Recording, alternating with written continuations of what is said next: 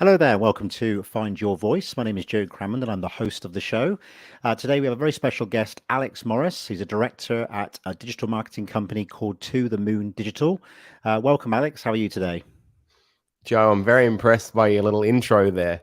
That was fun. Thank you. Wasn't expecting that. No, I'm really good, man. It's 9:15 at night, which is way past my bedtime as a 32-year-old, and I'm very excited to be here. Oh, good stuff. Whereabouts are you based? Sydney, Australia. Sydney, Australia. Oh, fair enough. Now I'm based in Devon in the UK, so it's currently 11:15 here for us in the morning, so not too bad. A few Rockstar. coffees in. Okay, so just for the benefit of our audience, we're just going to go through some quick fire questions of Alex, just get to know a bit more about him and his business, and his expertise. And yeah, Alex, when you're ready, we'll get going. Mate, I am as ready as I'll ever be. Let's do it. Perfect. Okay, so first question would be, if you had a business card, what would it say? Bit old I do school, have a but business card. I don't know what it says. oh, I imagine it probably would say digital, yeah, probably director of the company. But what's funny is I found one of my old business cards the other day, which was back when I was a private chef, and it says, right. I'm Alex and I'm a cook, but I've crossed out I'm a cook and I've written and I make $10,000 a week. And I looked at that. I found it in my wallet. That's been in there for 6 years or something, and I'm very blessed to be hitting those goals, that sort of thing. And Wow. I just thought it was super interesting that that's something that I had. You've asked a business card question. I've got that sitting next to me because it's Oh, just okay. it was such a turn of events, man. So yeah, right now it would just say director to the Moon Digital, but No, there's that's more good stuff. stories to me. The power of affirmation, they say, sort of like writing down those goals for the future. I think Jim Carrey did that. He said once, I think he went on an interview and he said that he wrote down might have been on the back of a dollar note or something, sort of where he's going to be in 5 years, of how much money he's going to make, and it seemed to Mm. happen for him. So I'm guessing you're a believer in that stuff. Seems to work for Well, you. no, I'm a bit of a personal development kind of fraud. I don't really do much of it. I work in the coaching space, but I really resist a lot of it because the more I seem to do when I was younger, the less success I seem to have. But I suppose it's Okay. all come full circle, and you've got to go through those challenging times to get yourself to where you ultimately want to be. No, exactly. No, that's a good point. So I'm guessing you've had some challenges in the past. So kind of like, why on paper then should you have never been successful?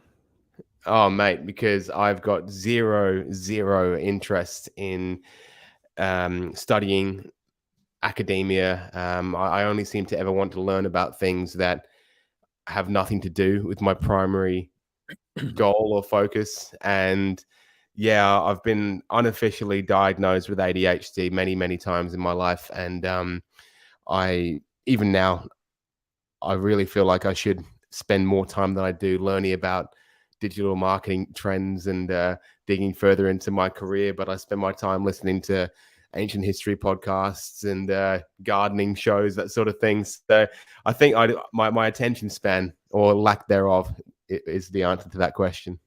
No, no, that's interesting. Yeah, a lot of people have that.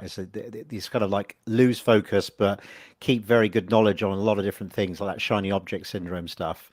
But Yeah. it's an overactive mind. No, that's interesting. So going back to sort of like the school days, then, if you ask 10 of your old schoolmates about you, how would they describe you? I'm really lucky to still have 10 mates from school and we see each other on a Okay. regular basis. And I imagine they'd probably describe me as quite hardworking, but also quite elusive because I've always been just on the outskirts of that core group of blokes who go to the pub all the time and they're always hanging out with their families and wives together. Now, I've always just lived that little bit further away, or I've had a job that hasn't been particularly conducive with being in that core group. So I think hardworking would be one. And I've got a habit of putting my foot in it every now and then as well, saying the wrong thing that'll get me, some funny looks in the pub. But I mean well. Fair enough. Did you get bored at school quite easily? Yeah, I actually the story I end up telling on podcasts goes into quite a lot of detail. But basically, I was really academically gifted quite naturally at school, and breeze through my schoolwork, but with minimum effort and complete resentment of it all. And I was probably the bane of my teachers' and parents' existence, because the phrase was always like, Alex should be achieving more. He doesn't live up to his full potential. And Mm. I was always resisting. And so that's how I ended up going into hospitality after school, was because I would just do anything to not go to university. So yeah, Fair school enough. was a struggle for me, not to get through the work, but to actually just focus and fit in. Going back to what you were saying about the kind of podcasts or stuff that you listen to, ancient history stuff and the pyramid, is that so? I'm guessing you're quite a questioning person of like the narrative, should we say? Is that, am I getting the right sort of vibe on that one? Yeah, I think that's something my parents would definitely say. My wife, always looking for an alternative. Love a conspiracy theory, but Oh, I'm the yeah, same. Yeah, I find it yeah, fascinating. it's good fun, man. It's good fun, and yeah, there's some fella out of England, Graham Hancock, at the moment, who's just released a Mhm. show on Netflix, and he's sensational. He's questioning the whole course of history, and it's sort of like a moth to a flame for me. Yeah, no, we're interesting times we're going through at the moment with the freedom of information we have available. You know, everyone's doing their own research and questioning a lot of stuff, and seeing gaps in a lot of sometimes maybe some official stories as well. And I think it's some ways a good thing. I think to be able to question what's going on as well. But there's also a flip side where there is a lot of misinformation going out as well, and you've got to try and find the balance, haven't you, and read between the lines of what's really going on. But yeah, no, it's a good way of looking at the world. Definitely, it's an interesting one. So, if you're writing a movie script about your life, what would the opening scene be? I always like movies that, you know they're not completely linear. I like it when you see the when the opening scene is a scene of drama or rock bottom, that sort of thing, and then it kind of Mm, reverses back. I've had a few of them. Excuse me. And so I think one that comes to mind would be probably just, I remember being a couple years into my first sort of coaching business, and just maybe no, a couple months even, just head in my hands on the table at a bar with my wife, just like, what am I gonna do? I had no clue about what to really? do with my life. I completely invested a bunch of money into this business plan, and at the time we were just, we would have gone home to our apartment, which was above a cafe, and we were stealing Wi-Fi from the cafe, and we had our washing machine feeding off into the baths. Every time you had a shower, if the washing machine was going, you get like grey water on your feet. And I was driving a car that my mate gave me for free because it had a hole in the floor and it wasn't registered. And Right. you know, 2 years previous to that, Joe, I was doing really well in hospitality. As I went from being a chef to sous chef, head chef, and then I went to being like a bartender, then a sommelier, then a manager in these nice restaurants. And I had this whole career path planned out. And then, of course, because Alex never lives up to his full potential, I sabotaged all that, went and started these hack online businesses. And I think that really super interesting year or two of my life where I was just struggling constantly would be a great place to start, because I needed that. I needed those big questions Mm. like, what the F am I going to do here? To put me on the path I'm on now, where I'm super duper happy with every challenge I put myself through. Now that's interesting. So, who inspired you to, or what inspired you to go on that different path of hospitality to what you do now, or changing into the coaching side? Um, well, my dad's always been entrepreneurial. I was lucky to grow up in a house where my dad was very successful in business and travel agency. He's actually from Devonshire as well, in England. Right, So you both say that hard R every now and then, got a that bit of a twang. river every now and then, and Yeah. so I was always had entrepreneurial things going on. And the journey to actually going from hospitality to sort of the coaching world was that I had this big, well, I kind of let hospitality get to me a little bit, and the lifestyle. I put on weight. I was drinking and smoking too much, but it was all part of the job, right? So that was my excuse. I went through this arc of pretty rapid weight loss and fitness, but I had to do it in a way that didn't affect my job. I couldn't do the calorie counting and all that sort of thing because I had to eat and drink and taste for work. And so my style of fitness, I realized that it was something that a lot of people needed. It was sustainable. It wasn't restrictive because it physically couldn't be. And so I started making these sort of healthy cooking and eating videos on the internet. Then I found myself one day on the phone with some bloke whose ad I'd clicked on without knowing. And then before I knew it, I was going down this path of his funnel to buy his program to teach me to start an online coaching business.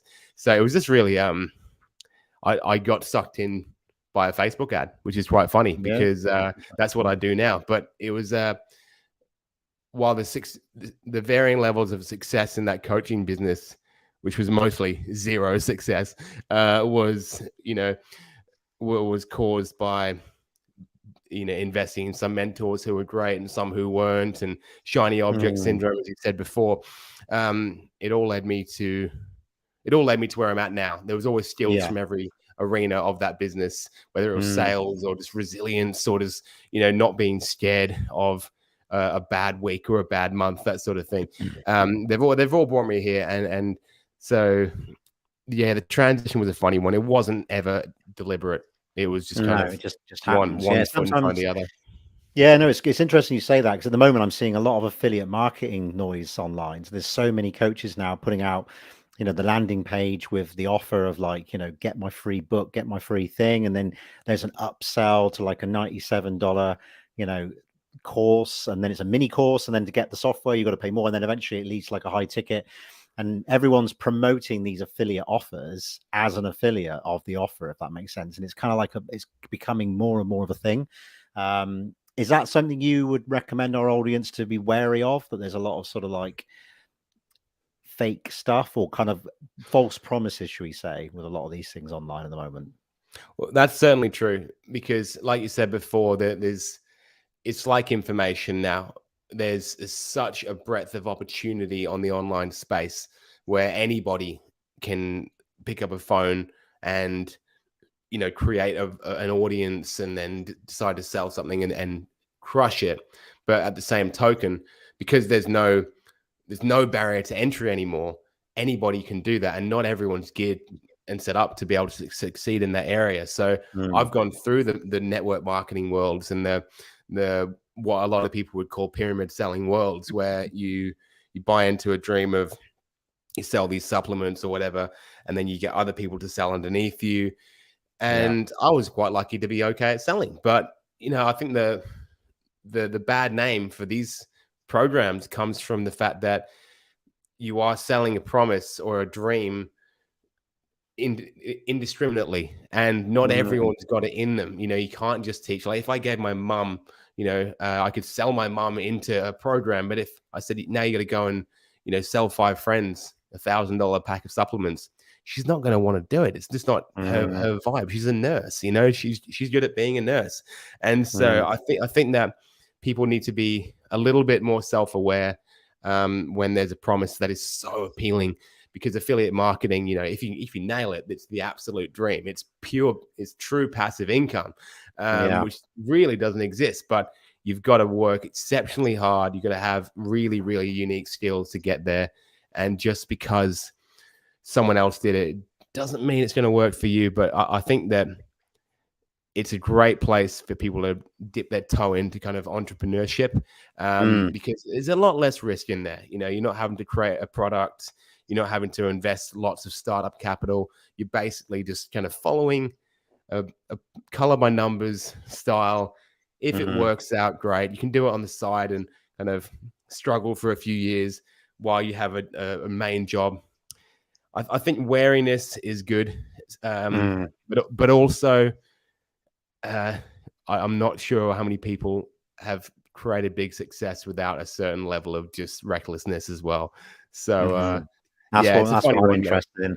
A lot of ad spend, and a lot of these people are banging out content, creating a lot of content to make themselves aware and get above the noise. Because it's an interesting one, because I study it and look at it a lot, and I've got a marketing background myself, and I can see the opportunity, but I can also see a lot of other people trying to do the same thing, and the algorithm's working against them organically as well. So it's like you're trying to put out all this content, but you're not being seen by your audience because, the platforms are encouraging you to run ads. So you've got to then raise the money to run the ads and stuff like that. So there's a lot that's involved, and keeping the pipelines and the funnels smooth and everything as well, and consistent. It's an interesting one. So, Yeah. what was the last time? Well, when was the last time you did something that scared you? You say in your life? Yeah. Don't say I this think podcast. That doesn't look very good for us. Some people no. have said that. I'm once again. I do feel lucky that I'm not scared to do this sort of thing.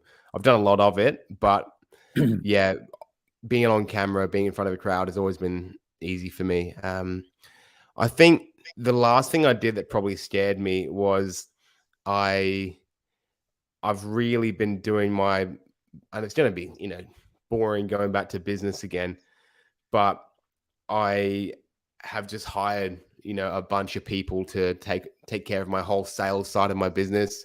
And when I did that, what happened was I went backwards enormously financially, into a place where I hadn't been in, years. And it got really scary because I was watching these guys learn about my products and my service and just burning through potential clients and leads that I've paid Mm, for. And so I was just seeing money go out and people call, my sales team was calling them, and then just I was watching opportunities just die in front of my eyes, and my accounts went hardcore downhill. Now I'm not scared of having no money because I've had no money plenty of times, but now I've got a family. I've got 2 daughters and a wife. mm, We've got, we rent a house. We've got cars to pay for. We're in that, white picket fence sort of dream. And that became super scary for the first time. The mm, first time I've really, really had that kind of lump in my throat about a lack of cash flow, that sort of thing. Um, it was another thing that took a couple months, 3-4 months to figure it out, and now it's fine again. But in a excuse me, mate, in a business sense, that was super rough. And then mm, I think in a personal sense, I mean, I became a parent of two twin girls 2 years ago, and I think there's scary shit happens every single day. mm. As a parent, like sending them off to daycare for the first time, or you know, giving them they get sick, and then taking taking the hardline advice like, okay, we're not giving you antibiotics this time because that's just the easy way out. There's all sorts of different ways of, Yeah, of course. I don't know. I don't know if you're a parent or not, Joe, but it's I'm not. No, no, but no, I can resonate with it. I yeah, get it. I'm around. Most scares of my you every friends day. are. So, Yeah, yeah, I can imagine. Yeah, yeah. But no, it's really well. It's been very, very interesting talking to you, Alex. And yeah, I'll be honest with you, we haven't got much more time left. So it's just to go. A last question I would ask is, what sort of 3 words would be written on your epitaph? So what 3 words would you want to be remembered by? the big dog. No, I don't know, mate. I I don't know think if I if it should had to ask be why that you'd say that. the big dog, no, that's funny. I couldn't give a toss about being thought of as the big dog, mate. I was listening to 2 guys on a podcast talk about legacy, and I was like, legacy just doesn't do it for me. I think I'll go cliche. I would like it to be things along the lines of hopeful, loving, and present. That Yeah, sort of thing. nice. I'd Yeah, like good. people to feel safe and excited around me. I'd like people to feel like things are possible when they're around me, and I'd especially like, more than anything, my friends and family to believe that I was there for them, even in the times when we all get busy in this crazy modern world. So that'd be really great. That's what I'm working towards at the moment, mate. So yeah, if I've understood the word epitaph correctly, then I believe that that's what I'd like. Yeah, no, Loving, present, and hopeful. no, that's spot on. Well, Alex, it's been really wonderful speaking to you, and I really appreciate your time. And where do we find out more about you and your business? Anywhere you search To The Moon Digital, I'll be there, whether that's Instagram, Facebook, the internet, LinkedIn, YouTube. I've got a podcast called Coaches to the Moon. We're on episode 100 this week, so I'm super proud of that. And yeah, mate, coaches, consultants, we're here to just help you out, to tell more people about what you do. Perfect. Well, most of our audience are actually coaches and consultants, so you're on the right show. So yeah, that's perfect if everyone's listening. So, right, Alex, well, wonderful, and I appreciate your time. And just for all our audience out there, if you want to build your thought leadership journey and become start guesting on podcasts, then speak and reach out to us at podcastguesting.pro. Alex, appreciate your time, sir, and you enjoy the rest of your evening over there. But it's bedtime soon, I would have thought, for you. It is well past bedtime, Joe, but it's been an absolute pleasure. Thank you so much for having me. No problem at all, Alex. You take care. Thanks, everybody. Cheers.